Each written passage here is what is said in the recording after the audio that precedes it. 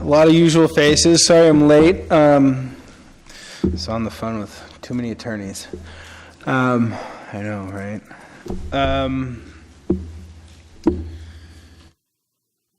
Plus, a little tardiness just builds anticipation. So, don't have a whole bunch of stuff on the agenda. Can kind of run through it and stick around and answer some questions for as long as you guys need.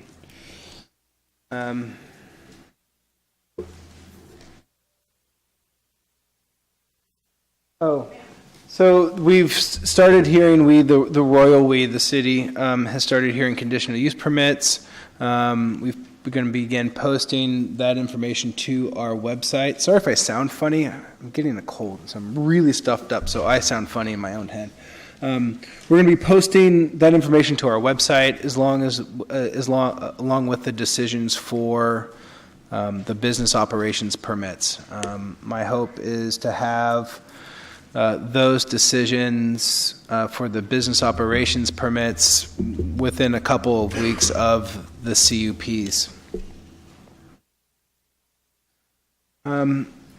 So per that, we're looking at what's going to be a bit of a two-step process. So we have folks in two camps as it relates to the business operations permit. We have those folks that are registered and are kind of known entities whom are cultivating, and then we have folks that are not on that registration list who should not be cultivating.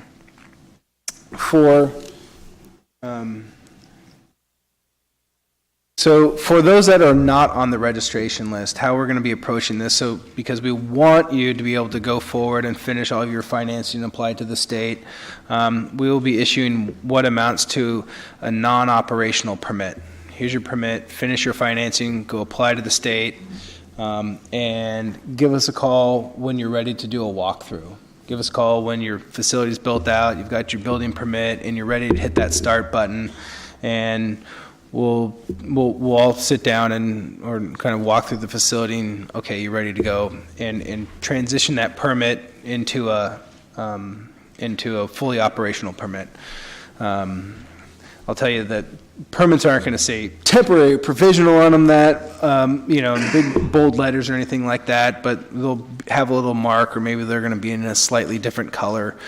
But I think it's going to help both us, and I think that meets the industry's requirements. And if you have any other thoughts, let me know. But it also kind of solves for on our end of making sure that everyone really is ready.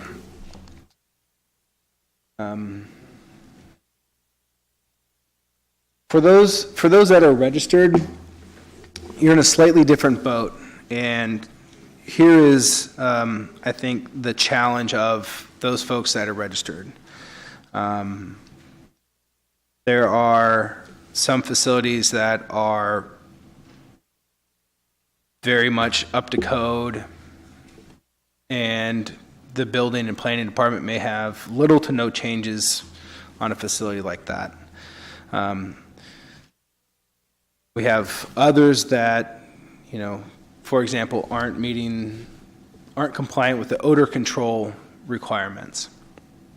And so my challenge as a regulator is issuing any sort of temporary permit or any sort of permit to a facility, even though it's up and running, that doesn't meet what our city standards are going to be.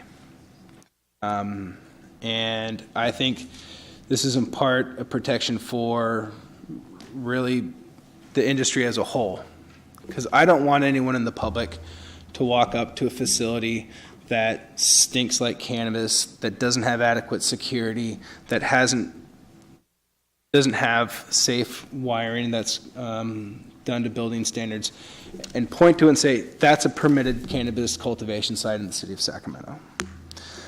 That's the challenge that I have. So if you're on the registration list, it's going to be a slightly different process. We're going to be issuing you a letter that says, congratulations on getting a CUP. here's the comments on your business applications permit, provided that there are any. And, please become compliant with your, the requirements of your conditional use permit. And, give us a ring when you're ready to do a walkthrough of your facility. The caveat to that is that it's not going to be an open window.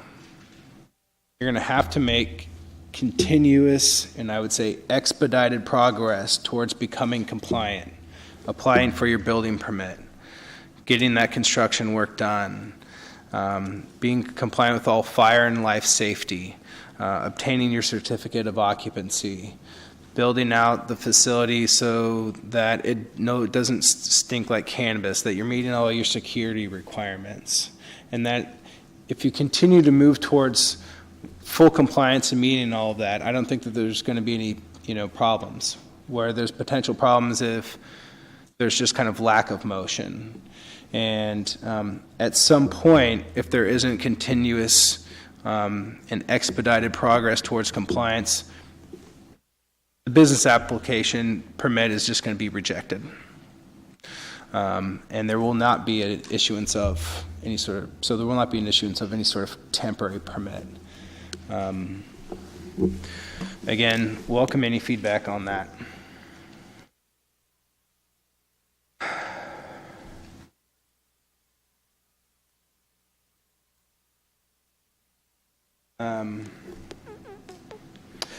Distribution. So when the state merged distribution and transportation, they kind of threw a bit of a monkey wrench into our adopted framework. This is one of the challenges of making policy in real time. What we had adopted and what the state had ultimately adopted didn't really align, and so we're having to go back and tweak our distribution permit. So what we're going to, where I think we're going to end up with is some sort of way to differentiate what is a distribution or a distribution center, where that is really the sole activity. It's a large warehouse, and distribution is the primary function of that business. And then a different type of distribution permit, if you will, for those that are an existing cannabis business, cultivator, manufacturer, to distribute and move their own product around. And so we're going to have to do some kind of tweaking to our land use stuff, specifically to allow transportation or distribution rather out of like a C2 zone, provided that there's an active cultivation or manufacturing facility there. But we're going to try and solve this by the end of the year. And so while it would be a separate permit, there'd probably be a separate classification that's really intended for an existing cannabis business as opposed to a distributor. If you hadn't heard, you don't have to be a nonprofit. Is that news to anybody?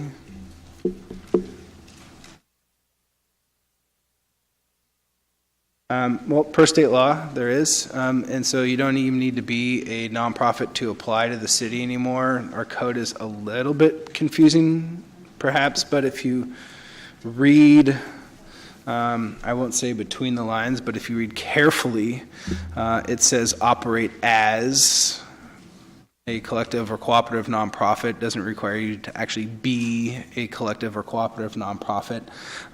But if you're not operating, it's kind of a moot point, and that all changes in January. So if you have yet to apply or in the middle of applying and have applied as a collective or cooperative nonprofit and you want to change that to whatever, LLC or S Corp or C Corp, feel free to do so.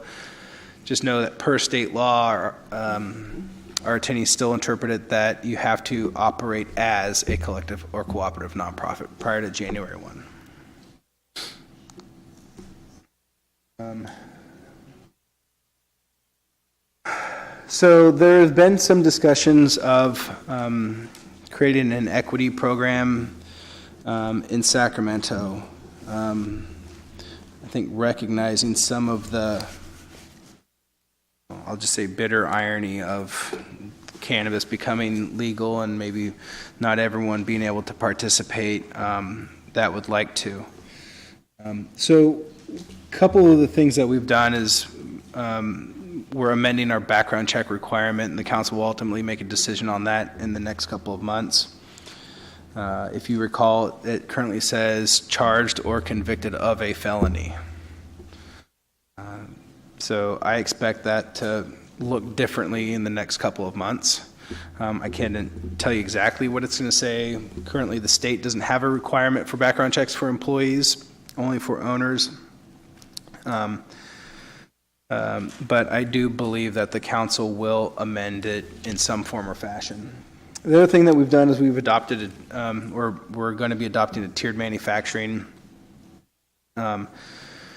really kind of based off of what the state had done, and that is to create 3 different types, one for kind of a catch-all extraction producer, one for packaging, and one for a manufacturer of food or topical or solve tincture, and then to have 4 different classifications within that based on gross receipts.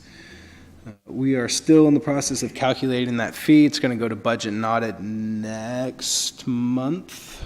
And I think the lowest one is going to probably end up around $3,000.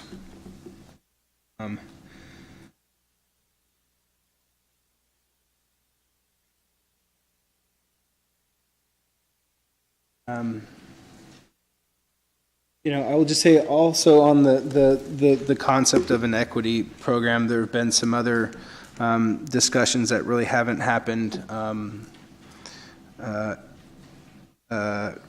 in a public setting, but I and at the request of some community groups have been meeting regularly, and probably going to be coming out with some sort of at least proposal for the council to consider that would, I think, create be a support mechanism for developing small businesses that are targeted towards minorities and persons of color. Really around meeting what their business needs are. What's not being considered right now is a cap or a set aside or some ratio program, but what is being discussed is kind of almost like an incubator model of where someone can go and receive the supports and services that they might need specific to their particular business. So they need help getting a business plan, or help find an LLC, or help finding access to capital. So that's just in the works. It's very preliminary, and we'll see how long that takes to shape up. But hopefully we'll get that done before the end of the year also.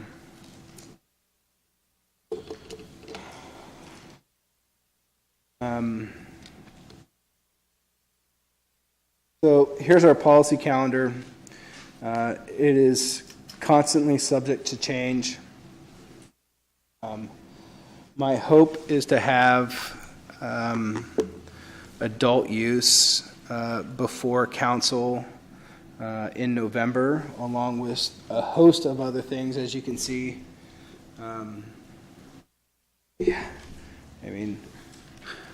So the November 21st council meeting may include adult use, delivery, the ability to reissue permits, distance requirements for dispensaries, background checks, and the addition of admin penalties. And then another big one in the month of October for distribution, ethanol, the cannabis CUP,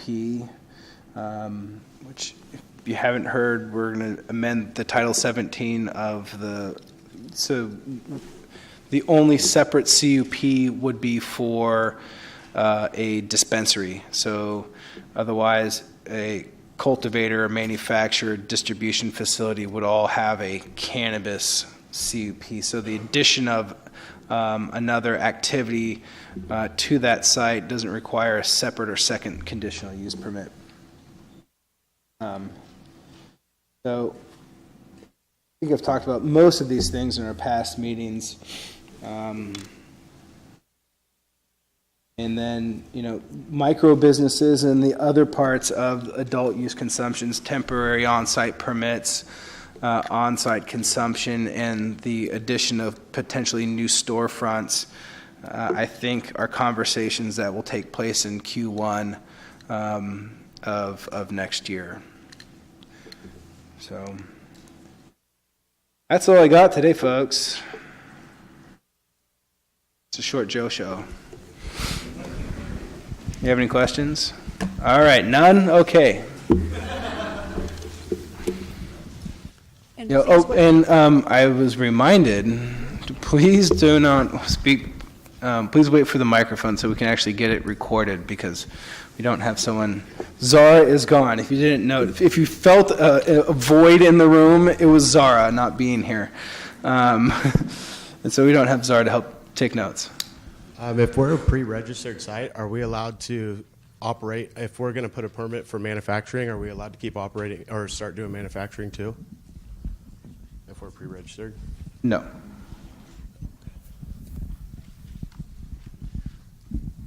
You're registered for cultivation, and that is the only corner that we painted ourselves into on that one.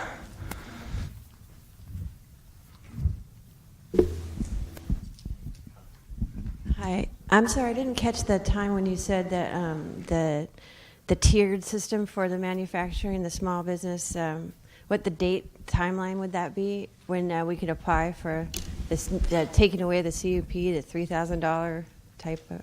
So not the CUP. So there's two pieces of paper, right, that you need. One is the conditional use permit. That's a land use entitlement. It says you can do that thing there. The other is the business operations permit that says you're permitted to do that thing. Oh, okay. The tiered manufacturing is going to be the one that's going to have probably a couple new price points to it. Right now, it is a $30,000 permit. It was really geared towards the giant manufacturer. And so in October, the council is going to be hearing a tiered structure to that would provide some additional options, I guess. So a type P, a type N, and a type 1 with 4 different levels of the permit based on gross receipts, ranging from $100,000 to, I think, $3 million or more, or something like that.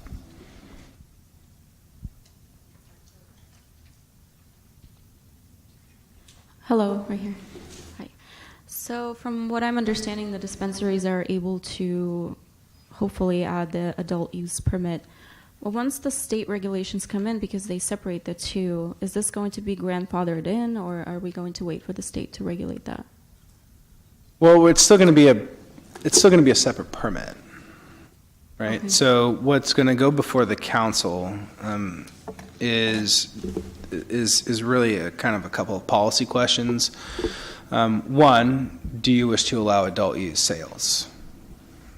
That one's pretty binary. If yes, there's a couple choices there. We can hold and not issue anything until we have the whole suite of kind of solutions solved. On-site consumption, the cafes, question around new storefront dispensaries answered yes or no. Or do you wish to have a what I would call a new experience with a set of known partners, right? If they decide to do that, we would still continue to develop those policy questions around on-site consumption, new storefronts, but those are going to take some time.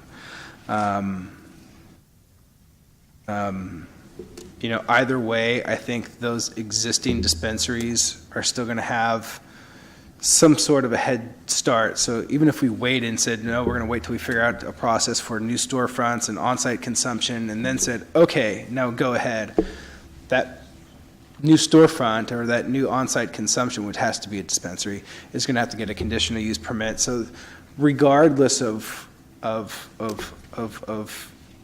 of when, if the council decides to allow that, there's going to be some amount of lag time that's going to be involved. I think one, I guess, positive on the policy side is, we do have a known relationship with, it allows us to have a new experience with through an existing relationship, and allows for some of a bit of a potential phase in, but those are ultimately going to be council decisions. Hey Joe, how's it going?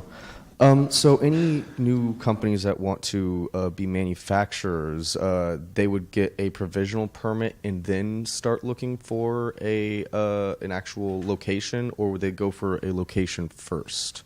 How would you advise any companies that are planning? Yeah, on no, you need a CUP. So CUP is the first Yeah. thing they should be going for? Yeah. Okay.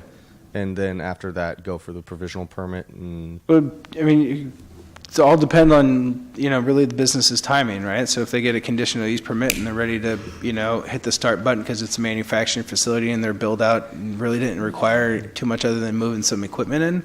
Well, they're probably going to be needed to be looked at. They're going to be one of the hopeful new alcohol manufacturers, so they're just waiting on that right now.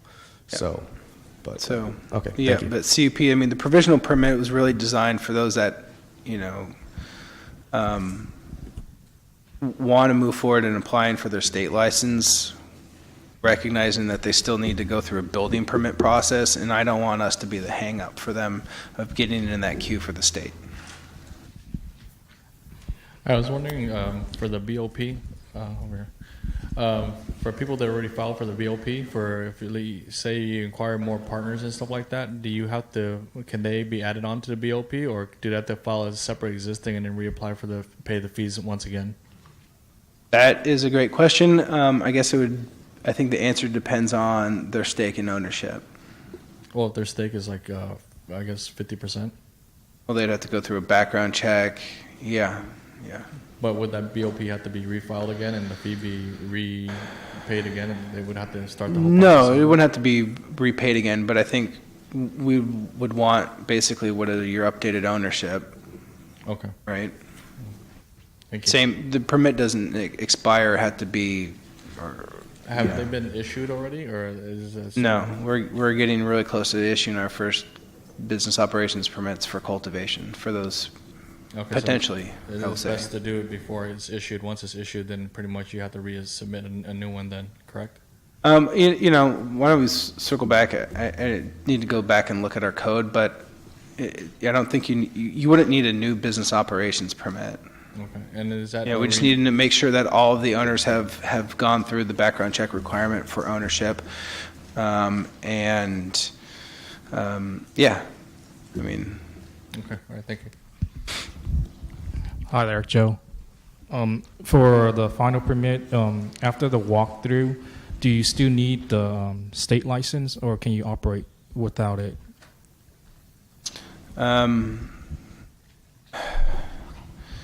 It's a great question. Our registered cultivators certainly kind of put us into a little bit of an odd place, and so I believe you're going to need a state permit. But as I understand it, the state is gearing up to issue what are almost kind of like emergency operational temporary permits, whatever you want to call them. And another question regarding to delivery dispensary, is that on your tentative policy calendar? Yeah, that's 1024. For 1024. Should be, isn't it? I just saw a dispensary followed by add delivery. I wasn't sure if that's the same meaning. Nope, 1121. 1121 delivery. For the business plan, how detailed do you want it? Do you want full up, Joe, over here?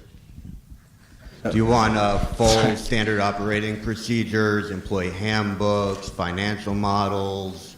Yeah. So I think there's some bullet point requirements that are laid out in the application. I'll just tell you, that I think more is not bad, right? I mean,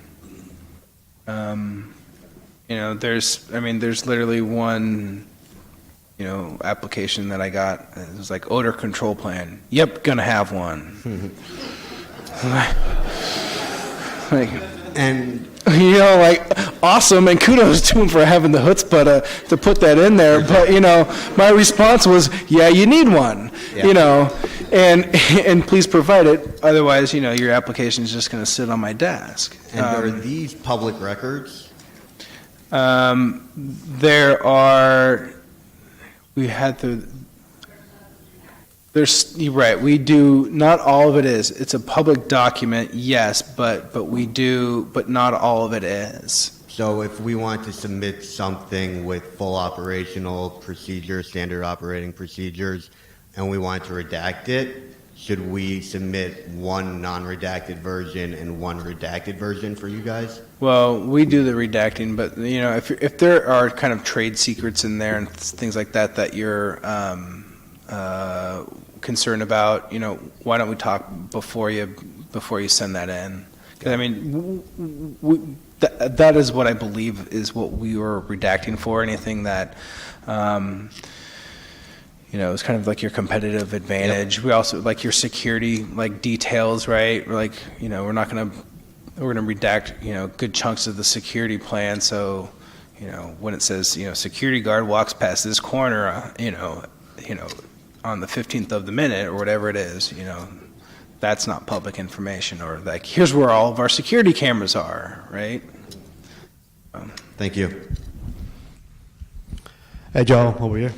Just looking for some clarification on the proposed distribution permit types.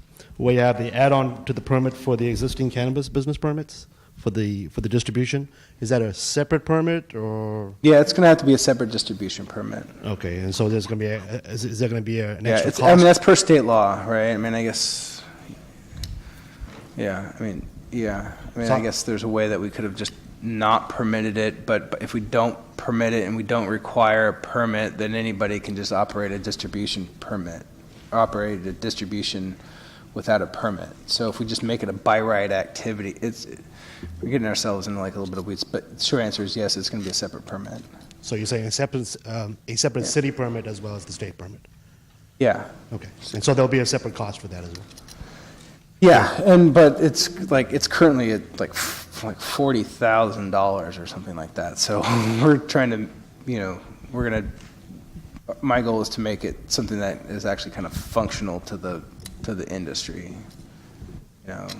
If you go back and look at our transportation permit, what that was going to be, that was very different. And distribution was kind of thought as, like Amazon, right? Well, they rolled transportation and distribution in together, and transportation doesn't look like Amazon anymore. It looks really just kind of more like a business to business, transactions that are going to be much smaller in nature. Yes, if the city does choose to go for adult use retail, at least pursue it, do they have a plan to put in place to make the entire supply chain available for adult use as well, simultaneously? As of right now, proposed that the entire supply chain would have to be outside where they're permitted for adult use. On the supply side? Yes. So, that's really up to y'all. So if you go and read our code, like our cultivation permit isn't going to be for medical. It's going to be for cultivation. What you choose to do with it, that's really up to you. Hey, Joe. So as far as Lucky Box, right? Lucky Box. There you go. Lucky Box Club. Thank you. So as far as the non-storefront dispensaries, what can we do to be prepared? I know we can do our background checks, but as far as CUPs, BOPs, and are we going to need a distribution permit in order to transport goods? Say we're picking up stuff for our inventory. What do we need in order to protect ourselves? Why don't we have a conversation about that? I honestly hadn't Yeah, I mean, so it's going to have to come from somewhere, right? So someone's driving from point A to point B, it's going to have to come through a distributor, right? So, yeah, I think the short answer is yeah, you'll need it has to come through a licensed distributor. As far as like what to do, get ready, We're just waiting still, yeah? yeah. All right, thank you.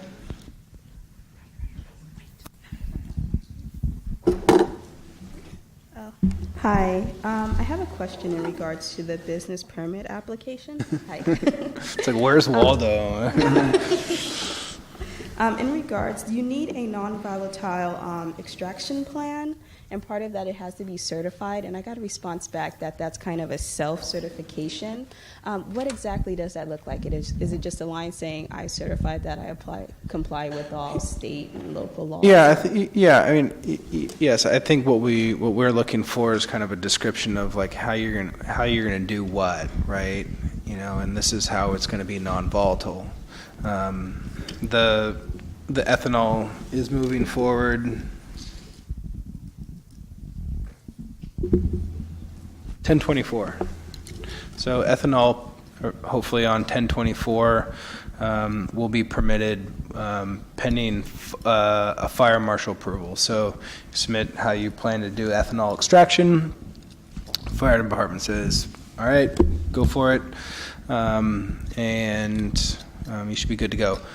I will tell you that went to Portland with our fire marshal, and the cold ethanol extraction that we saw was, I think he was pretty impressed by it. So I think those wishing to do ethanol extraction will be able to move forward in the city here shortly, pending council approval.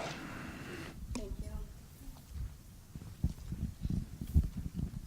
Council can still say no. They don't let me vote. Hi, next to this one, Waldo.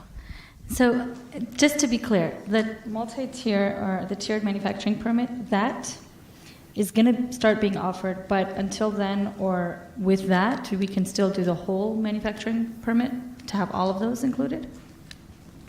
Correct. And so even within that, I think that where we're going to end up is we'll end up with essentially the state's version of a type 1 that would include extraction, packaging, and production, and then kind of separated out an option for if someone just wants to do packaging or just wants to do like the production of like a edible or whatever. Okay, so it's an option, which one you Right. want. So separating manufacturing from extraction.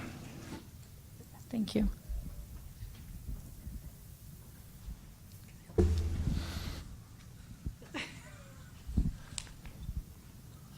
Over here.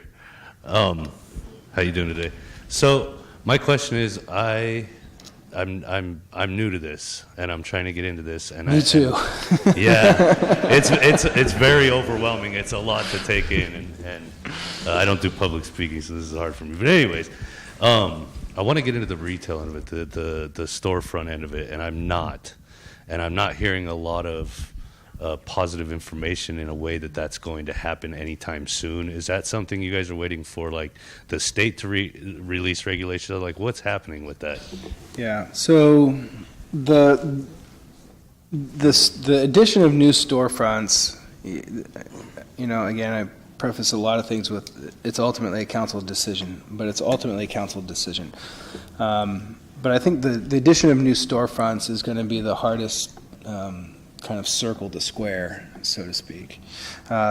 We currently have 30 dispensaries. It was not a thoughtful process. Yeah, right? I've We noticed didn't kind of figure out like, okay, and where do we want them and how many is, it was literally like, oh, what?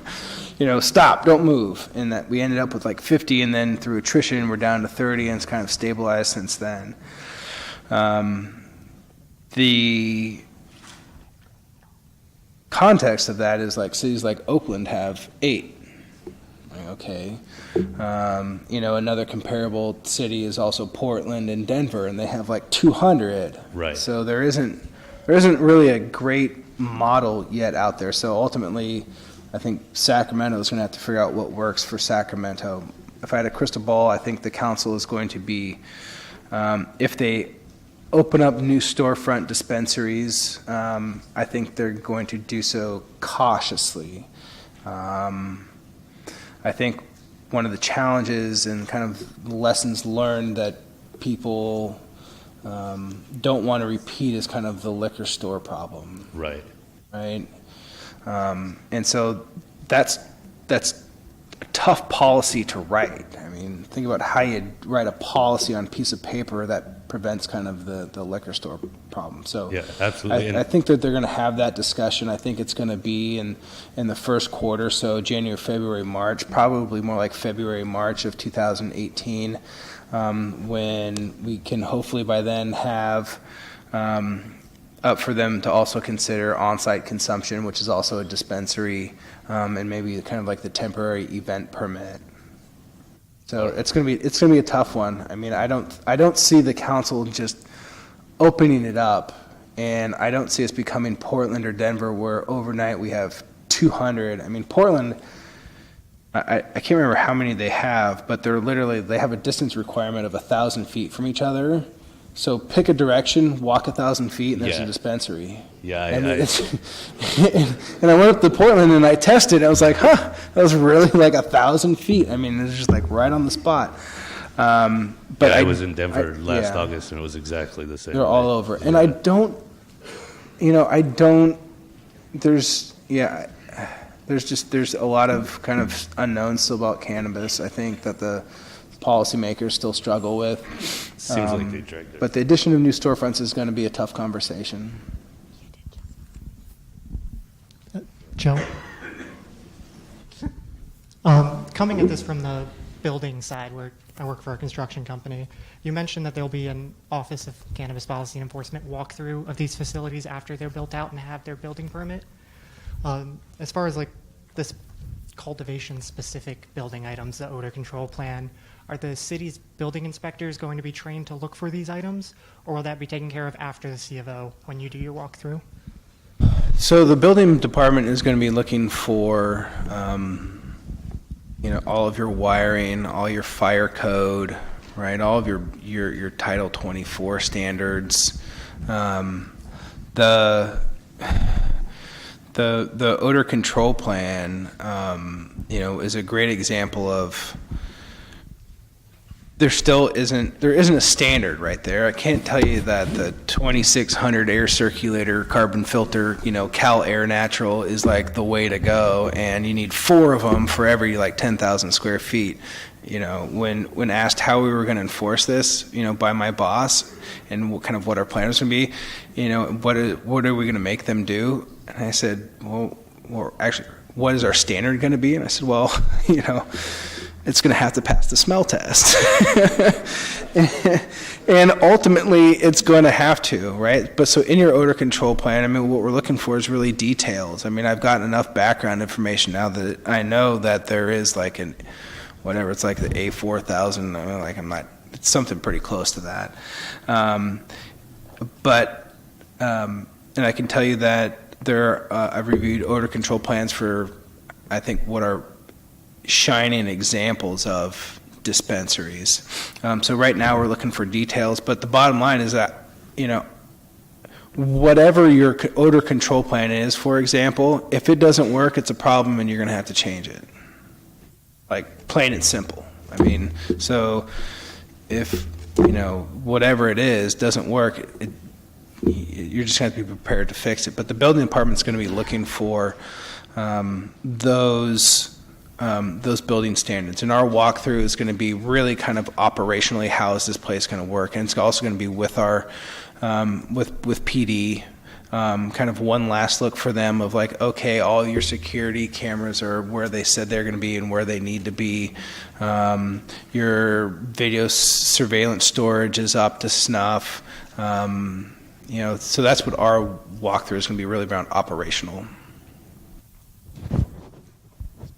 By the way, you're doing a great job. Keep it up. The biggest concern I think we should all have is however we move forward with all these different objectives is to make it better for all the nation, clean up the black market and somehow make that money now count for the tax, the states, the cleanups that we're going to be doing, the employments, the programs we're going to be building, all this funding that we're trying to do. You hear me? So, however we're going to be pushing this, that would be my biggest concern for state of California is the shipping that we're about to be doing from state to states, nation to nation. However we're going to be getting into all this, let's figure that out now before it really escalates and gets out of control. Well, I appreciate that, and we are constantly, I think, retooling our enforcement efforts, trying to get better here in the city, and we need to get better at it. It's, I mean, from our end, enforcement is really an investment also in the legal cannabis that we've invested a lot of time into also, right? So, eliminating the black market, protects the legal operators, and I think encourages them to become and remain compliant. Hey, Joe. So it seems like distribution still has a lot of work to be done. Is that going to be a hang-up where cultivators and manufacturers can't self-distribute until that's figured out? You see where I'm getting at? Like what happened in Las Vegas. I mean, they had plenty of cannabis. Right. They didn't have a cannabis shortage. So they didn't even lock it down the hall to the other facility. Right. As I kind of read the state law right now, there's essentially a phase-in time. Look, I recognize right now that stuff is getting from point A to point B, and on January 2nd, it's going to still go from point A to point B. So I think that there's going to have to be some amount of phase-in time. I think right now the state's kind of pegged that at July 2nd. And that may move, right? Because I don't know what happens when you've got a bunch of people in the queue. I mean, we may be in a scenario where it's kind of like the registration of cultivators, right? Like, okay, come in and submit for your business operations permit, and you're good to keep doing it until I can get around to telling you yes or no. And then if you get denied, then you've got a problem. But my commitment is to figuring something out because it has to work, right? It's not going to stop going from point A to point B. People are just going to do it in spite of the prohibition. So, Hi. Okay, final question. Final question. Pressure's on. No, just for you. No. Pressure is really on. Few at once. It's going to be 5. For cultivation, so with all the compliance regulations for the city right now, you guys are doing all the walkthroughs, all the, double checking that we're all compliant. Question is, are we able to get the licensing while we're going into compliance and getting everything set up, or do you guys have to wait until everything is 100% compliant? Yeah, so that's going to really depend upon if you are registered and operating or not.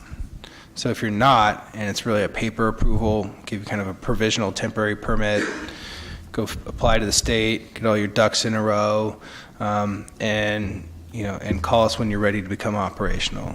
If you're registered and operating, it's kind of a different story, because I have a challenge issuing even a temporary permit to someone that doesn't have all the security stuff in place, doesn't have their odor control in place. It's basically going to be a shining, example of what not to do, because I don't want the public to say that's a permitted facility, because there's going to be media stories, right? The TV cameras are going to go park somewhere, and they're not going to pick the dispensary that had a $6 million build out and looks like something out of Star Trek in it. They're going to go pick, the beat down, most dilapidated one where you can smell cannabis from 2 blocks away to do their news story and say, this is an example of a permitted facility, so I'm not going to permit that facility. So the approval or denial of that business operations permit is really going to be both the carrot and the stick. And if there isn't, again, I'd say continuous and expedited progress towards compliance, at some point, it's just going to get denied.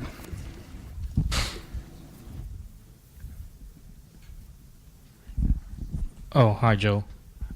In terms of CUP, what is the current status? Like, how many has been approved, how many is in the queue, and how many has been rejected?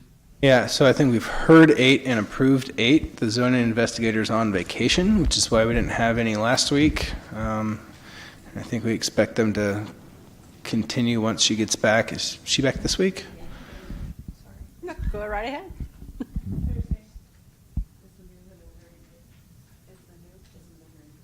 So we're off to a pretty good start so far. None have been rejected to my knowledge. Hey, Joe, over here. How's it going? So, what about companies that are, they have, for instance, a facility already that they're extracting at, like in the Emerald Triangle, at like Ukiah or something, and they're trying to have a refinement facility here? Would it basically be about the same as trying to go about getting an extraction facility? And also, what about the distribution or the transportation from their outside location to inside Sacramento? Has that been considered for companies that are trying to spread out like that? Yeah, I mean, you're going to need a manufacturing permit and conditional use permit and. But the transportation from locations like that wouldn't be an issue. Well, it's going to have to be done with a distribution permit from someone at some point. I mean, so they can either get one from us, or they're going to have to get one from wherever the other location is, Mendocino or Ukiah, or. And ideally, you'd want them to have it from sign off from both places. I have to go back and read the state law. I think you're only required to have a transportation permit or distribution permit on one end, right? So I don't think local agencies, it just wouldn't work, right? I mean, so if I required everyone to have one for Sacramento, so someone has one in West Sacramento, then they need one in Sacramento, then they go to Elk Grove. It just doesn't work if you have to have one in all 2,000 cities in the state. Hey, Joe. Jeremy with Macaulay Architects. At what point... Okay, I've been working with a lot of manufacturers, storefronts, distributors. The CUP, do we have to have an existing set of plans, mechanical, electrical, to apply for this? Or can they get, if they're already in the process of operating... I guess I'm asking, when can we submit the whole set to you guys? The building department, you in your area. Right. So you can apply it all now. The current hang-up is the building department is not issuing the permit until there's a CUP. Trying to have that conversation with them and maybe holding off on the certificate of occupancy. But you're allowed to submit plans and go through plan check and get close. I'm trying to have a conversation around how we can kind of expedite those that are currently operating. Possibly for the future, maybe look into permits statewide or nationwide, however you're going to be doing business. On the size of your company, if you're doing state to state, if there's a permit for you doing business anywhere within that state, obviously little permits. I would love to be able to issue that permit. No. Just saying, there's going to be a lot of problems. I know. It's that darn federal government. There's going to be a lot of... I go to jail, issue that permit. Something for the future that we can look forward to. Yeah. If we were going to do business in, say, Colorado, and we have a farm out there, and we have a farm in California. Yep. And Oregon. Is each place going to have its own city council, each permits, each group? Or is it possibly somehow to make it a national thing? We're all coming together somehow and make it... Yeah. It sounds funny, but it doesn't... No, I think ultimately we end up in in a place with cannabis where it's not too dissimilar from an alcohol model, and you're gonna have a permit to potentially move it across the state. I mean, that fight's years out though. I mean, but it's probably going to be largely one driven out of California, right? Because we currently produce somewhere between 5 and 12 times the amount of cannabis that we consume. So, you know, I've even heard 20. I hope that's high, but even if it's 10 times what we consume, you know, we're a large exporter. So Bottom line, the future for this is farther than just medication.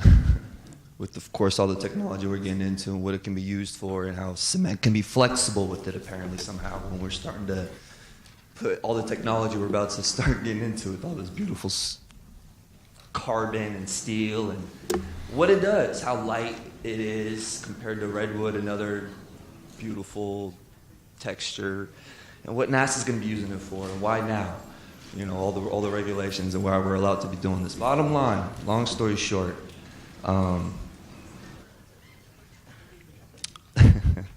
wasn't getting off topic. Motivation. I pray that, I hope a higher power allows us to get motivated and educated, and we build systems around this to where we understand what we're doing, and we're not just following some synthetic chart. Yeah.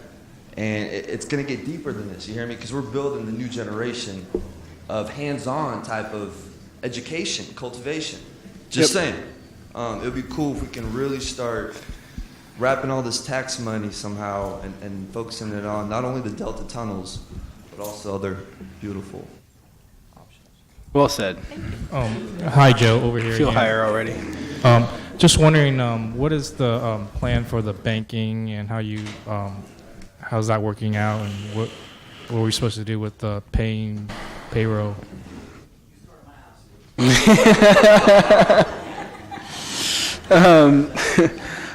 know, I don't know.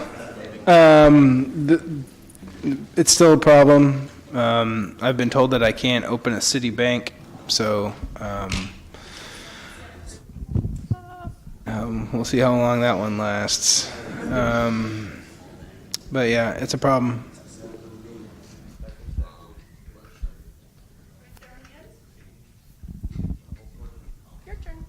Regarding delivery CUPs, are you guys going to cover that at the next meeting, or at the delivery meeting? Are you guys going to be talking about what's going to be required or having a conversation about that? So the delivery, it's a delivery non-storefront dispensary. Right. It's, were you talking about like the distance requirements? Well, yeah, you know, each business is going to need a CUP, and then some of them are going to have specific requirements. So each location is going to have a CUP. Right. So, but for delivery, for delivery-only businesses, we're going to have a CUP process just like any other business, and it's probably going to have requirements about parking and traffic and different things that we'll have to consider as a delivery business, right? Yeah. And have we started? When can we expect to have the conversation about how that CUP is going to look? I think each one is going to be, slightly different, and it's really going to be handled through the CUP, through the CUP process itself. I mean, if you're looking for some specifics around, parking ratios, I think it's, how many delivery cars are you going to propose having, right? I mean, don't propose to have a fleet of 100 when you have like 2 parking spots, right? Probably going to be a problem. But the distance requirements were all kind of laid out earlier, and 600 feet from a school and 600 feet from a park. And if you're less than 600 feet from a park, it goes from the zoning administrator to the planning commission. And then all the other distance recommendations from the state are going to be taken into account through the CUP process itself. Hi. So I know you've probably said this, but I just want to kind of hear it again. So once the CUP and the BOP goes through for cultivation, do you recommend getting the state license, or is that more if you're just trying to go with the recreational route? Because I know you said there's no language as far as whether it's medical or recreational for Sacramento, but yeah. Yeah, you will need a state permit. You will? Okay. Over here. Yes, Jeff. Please get a state permit. A question on the combined CUP. So, like, if multiple businesses are using a location before, you had brought up the issue that they may need to build out a separate division between each one of the businesses within like a large warehouse space. Has that been determined and defined that way? Yeah, or? so there's still some fight taking place at the state around what a premise is, and that's the problem.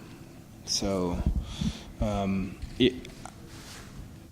personally think it could reasonably function in a whole host of different ways. It's really going to come down to what the state's going to define as a premise, right? Is it going to have to be a separate suite within a building? Is it going to have to be a separate address on a parcel? Is it going to have to be, just kind of your own kind of cubbyhole, so to speak, corner of a warehouse? I personally think that all of the options could work, and that there isn't, there isn't a reason why under certain circumstances that, a shared warehouse couldn't work, as long as everyone's tracking inventory, in a holistic manner. So, but we're still waiting for the state to kind of figure that one out a lot bit.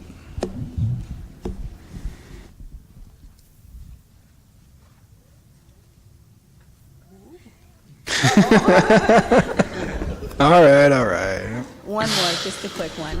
So right 7. now, right now I have my plans are to submit the CUP. I'm doing a manufacturing one. Submit the CUP, wait until October 24th to see what you guys are going to do with the fees for the business permit, and then submit that. That's completely fine. Okay, go along with that. That's a business decision. I mean, I don't want to. I get to only give business advice when I'm not in this job. Hi, I'm looking at the equity program, and will there be additional exemptions for prior convictions of nonviolent felonies for minority business owners?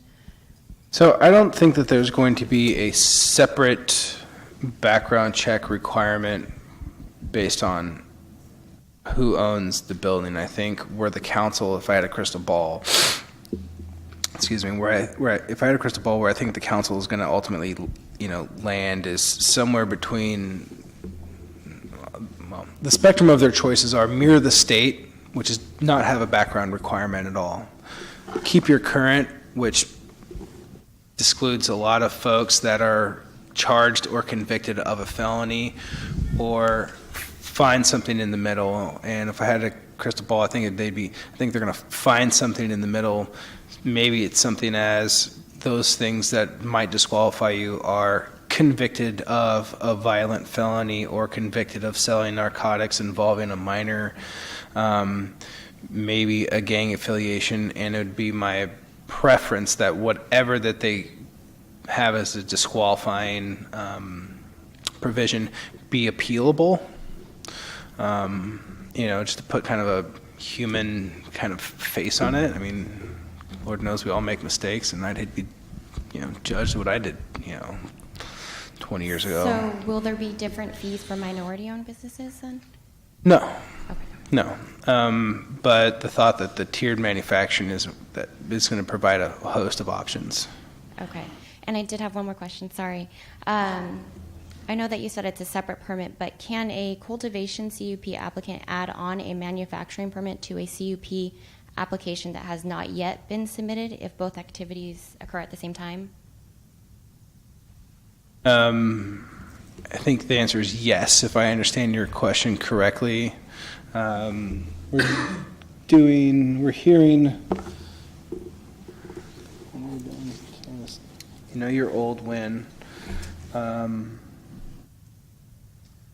So on the 24th of October, the council, I don't think that particular provision of creating a cannabis CUP is going to be particularly controversial of all the things that they hear that night.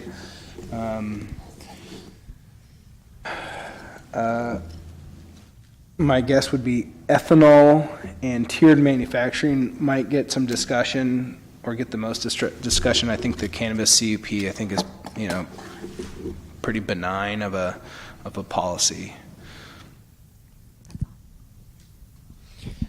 Mayor, you earlier were speaking of a program that you and the City Council were developing to help businesses with getting started for minority groups. Do you believe that veterans fall underneath that? And if so, do you plan on intending to provide that service to veterans groups as well? So my preference, and this is getting in a little bit of trouble of talking about stuff that really the whole council hasn't even heard in concept.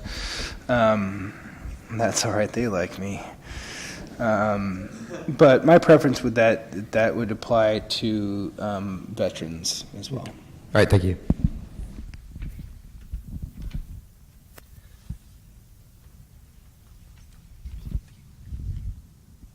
Going once. Going twice.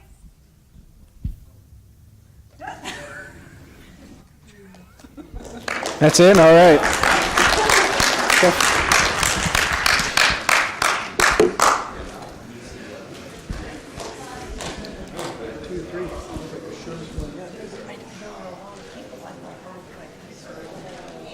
I know. Just this guy again.